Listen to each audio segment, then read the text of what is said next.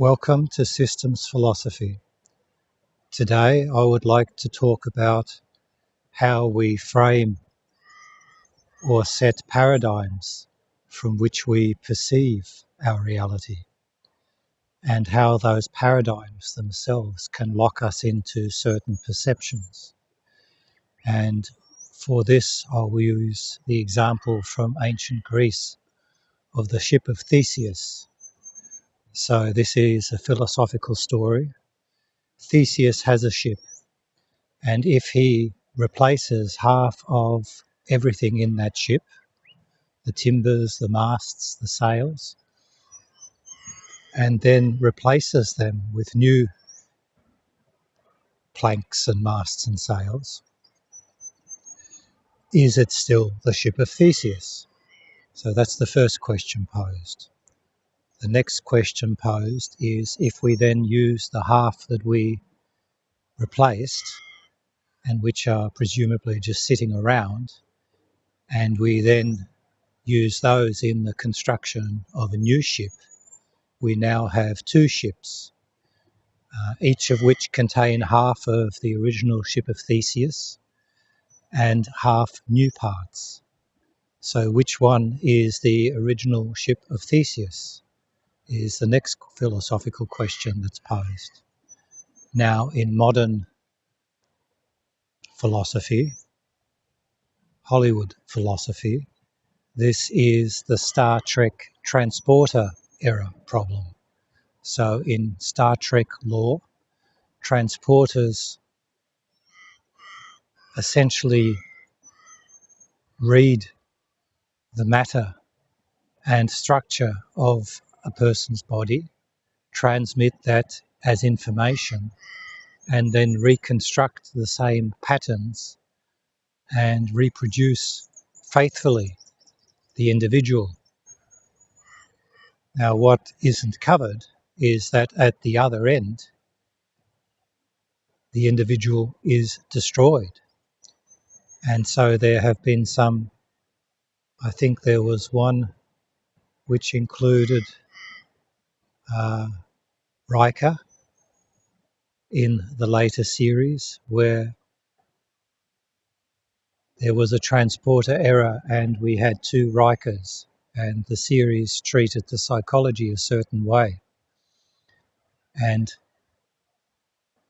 that's enough in terms of just trying to present the example. So what we do is we replicate the pattern, and in the ship of Theseus we use half of the original materials and then supplement with new materials. In the Star Trek transporter, we simply transport the pattern into new materials, and the Star Trek lore has already led us to believe that the new pattern is still the original person. And so what we have is we have a division of the pattern, or we have a straight transmission of the pattern only. And this is the dynamic that I want today's perspective philosophy to work on. So what do we have? We have a pattern and we have an object. Now this differs from something like a rock. If we take a rock and we split it in two, is the original rock still there? We could say we have two rocks. If we continue splitting them, we can eventually get gravel, pebbles and sand and silt. So what we get is the objects slowly, according again to boundaries we have chosen, morph from one type of object to another. That's the same sort of mental recategorization we apply to a tree. When we cut it down, we then have lumber, and we can cut the lumber into planks, then timber, and then specific types of timber. So by changing the pattern that the object expresses, be it animate or inanimate, we can do category changes. The thing is, the ship of Theseus is a different sort of category change.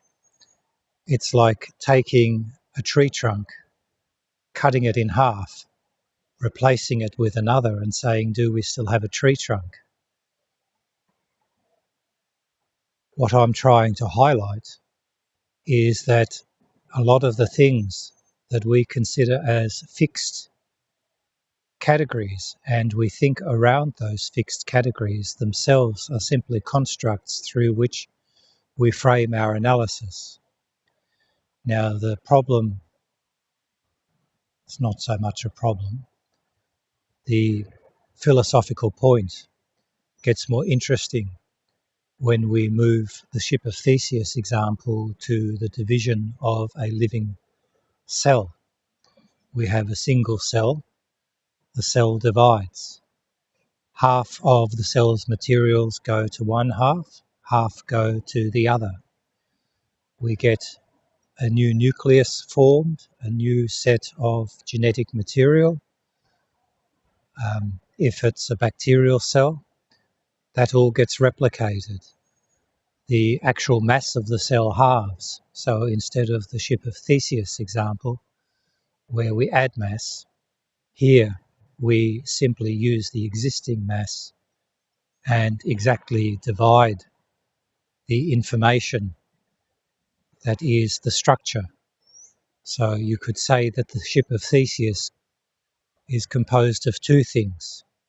It's composed of the things that build it and the structure, because a plank or a mast or a sail might be composed of cotton and timber, but they're specifically structured to form components of what we call a ship.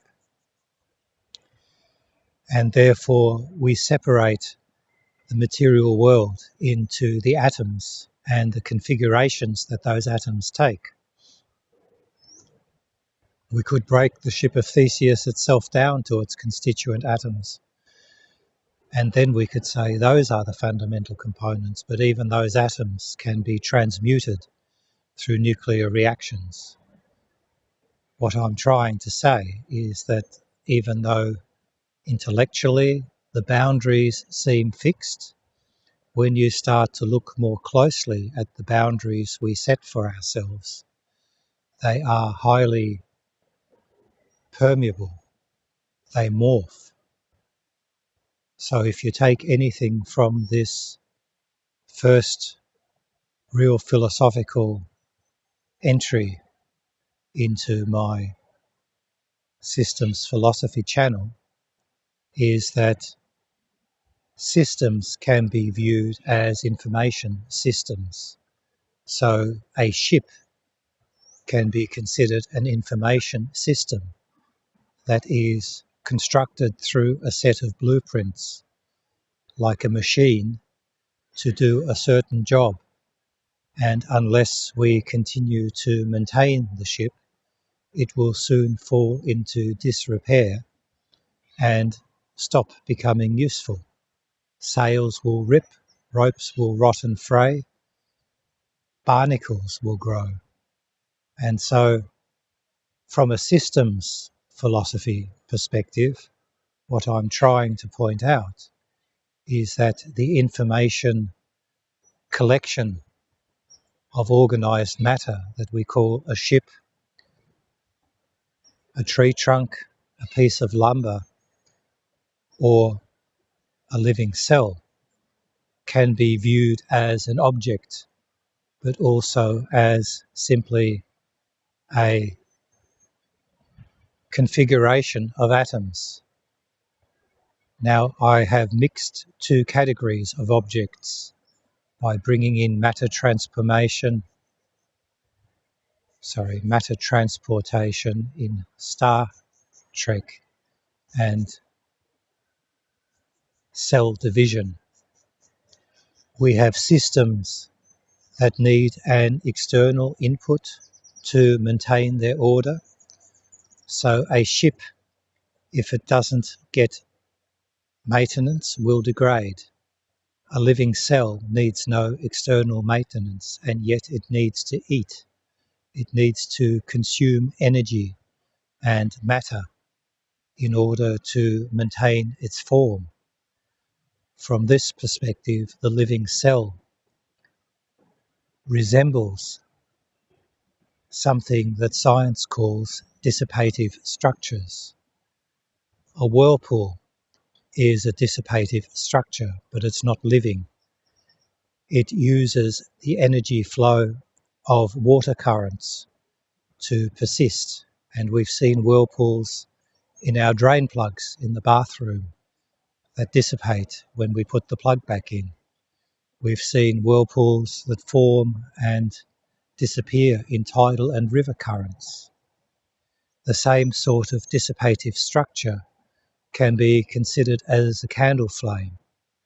Here we have the plasma that is formed through the combustion of candle wax at the wick, which provides a stable object that we can list as the candle flame.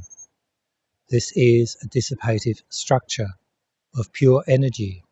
If we blow the candle out, the structure disappears. So this is similar to the ship of Theseus, but it doesn't require human maintenance. It's a natural energy flow that has been harnessed through human design of the candle and the wax and the wick. Wildfires are a similar example of such a dissipative structure happening in accumulated energy in living systems, but through uncontrolled means. And then we can look at dissipative structures inside things like natural catalytic reactions. So we can get natural catalysts forming and catalyzing chemical reactions inside the ocean. Black smokers, for example, where mineral-rich water at high temperatures gets mixed with the cooler ocean water and we get precipitates.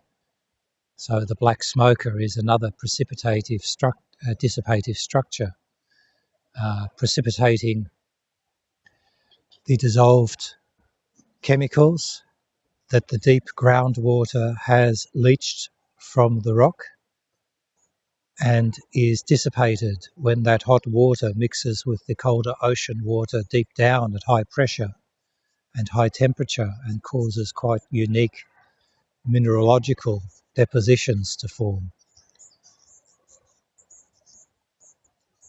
Systems philosophy, in my terms of thinking, views these structures from the system's perspective. So the ship of Theseus is a structure that is maintained externally as a machine, a technological system designed by humans. It is in a form of equilibrium. It wants to decay according to entropy, and yet humans continuously repair, and therefore it is in an unstable equilibrium. If external force isn't applied to the equilibrium of the form, the system degrades. The living cell also maintains form, but no one needs to keep that form. The cell does it by itself, just by existing and living. Now, it feeds off environmental matter and energy. That is an intrinsic equilibrium. The cell maintains its own equilibrium within an environment that is often hostile to it. There are things in the environment that will kill the cell. There are even environmental predators that will eat the cell, and things like bacteriophages that usurp the cell's genetic material to create their own genetics and propagate at the expense of the cell's structure. I will get into the details of these dynamics in further sessions. For today, my point is simply that A systems perspective is a useful philosophical tool, and I have given you some examples to whet your appetite on what we will be exploring further in terms of how this systems perspective, at least from my experience, is pervasive throughout all of our lived experience and the descriptions thereof. Now, if you're interested, the scenery behind me is a place called Diane's Basin in northeast Tasmania near the town of St Helens. And it's early morning, sunrise, and nice and cool in Australian Tasmanian winter, which is why I'm dressed up so warmly. Till next time, this is Systems Philosophy.